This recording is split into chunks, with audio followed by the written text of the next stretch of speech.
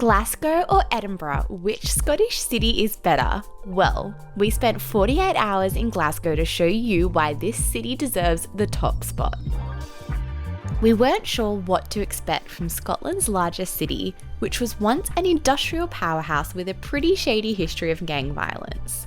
But today, Glasgow has completely transformed into a super cool cultural hub, known for its art, funky food scene, and of course, whisky. Stick around to see why we think this city is a must-have addition to any Scotland itinerary. We needed a morning coffee to get our day started, and couldn't resist getting one from the smallest and most unique coffee shop we had ever seen, a blue metal police box. There are only 15 of these blue boxes left in the UK, and 8 of those are in Glasgow. We were then off to explore the famous and slightly morbid Glasgow Necropolis. The Glasgow Necropolis is a grand old cemetery and the burial place of the Glaswegian elite. I was a little bit concerned when one of the top things to do in Glasgow was go to a graveyard, but both Glasgow and the graveyard have surprised me. It is a beautiful city and this graveyard is amazing. Yeah, the tombstones and some of the mausoleums are just incredibly beautiful and detailed. It's been surprisingly one of the highlights of our time here. And we've got a beautiful, beautiful view of Glasgow Cathedral behind us as well, which we're going to go check out now. We'll take you with us. Next up was a quick visit to Glasgow Cathedral, which is the oldest building in the whole city. This is one of only 2 medieval cathedrals to have survived the Scottish Reformation, relatively intact. We had already enjoyed great views of the cathedral from the necropolis, and it was equally as impressive on the inside. After a great morning exploring the cathedral precinct, we made our way back through the city to George Square for the start of our walking tour. We always love taking walking tours as it gives you a whirlwind history lesson, but also first-hand insight from a local of what it's like to live in the city.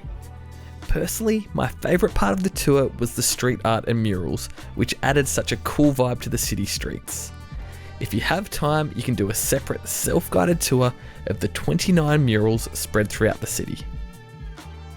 We just finished a morning walking tour of Glasgow. This one was a little bit different. It was called The Secret Past of Glasgow, so it covered some of the darker history of Glasgow and it being built really all its prosperity on the back of the slave trade and tobacco. And we also didn't know about the part that knife crime played in Glasgow's history, so it was interesting. It's a very recent history, actually. Yeah, very recent. Interesting to learn about that. We also learnt basic facts about the city. Very much recommend. Definitely. Great way to start any trip to any city as a walking tour. Our tour finished at Buchanan Street, which is the perfect place to explore and do some shopping. We are on Buchanan Street in Glasgow. And it's absolutely bustling on a Sunday. It's the main thoroughfare of the city centre. Definitely worth checking out for a cheeky shop or some people watching. We're going to go do some shopping. It was time to visit a building that had been dominating the skyline since we arrived, the Kelvingrove Gallery. This spot is one of the city's most iconic attractions, and entry is free. The building itself is worth a visit alone. Seeing the cool local art installations against the historic sandstone was such a fun way to spend an hour of our whirlwind trip in Glasgow. After a huge day of exploring, we were starving and ready for dinner, and we had the perfect place booked. We headed to Mowgli, which is known for its authentic and delicious Indian street food. Every meal we had here, from the lamb to the chat bombs, was amazing. The restaurant had such a great vibe and the cocktails definitely hit the spot. Let's go explore Glasgow University. Fitting in? I studied at the School of Hard Knocks. Actually, I did a business and economics degree, but it sounds cooler. We are spending the first part of our morning today strolling through the beautiful campus of Glasgow University. It was founded in 1451 and is so beautiful. It's nice and quiet here because it's a Sunday morning, but it is super picturesque and way better than the universities we went to back home. Gives Harry Potter vibes. Super cool. It does. It very much does.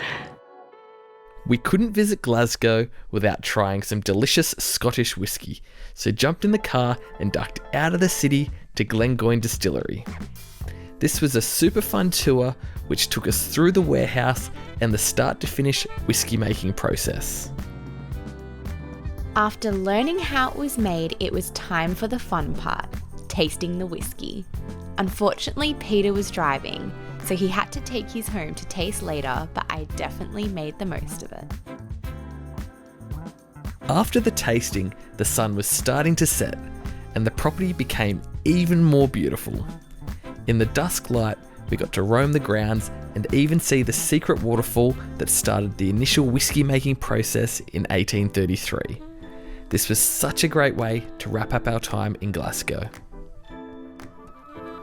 From galleries to graveyards to funky food, our 48 hours in Glasgow had a little bit of everything.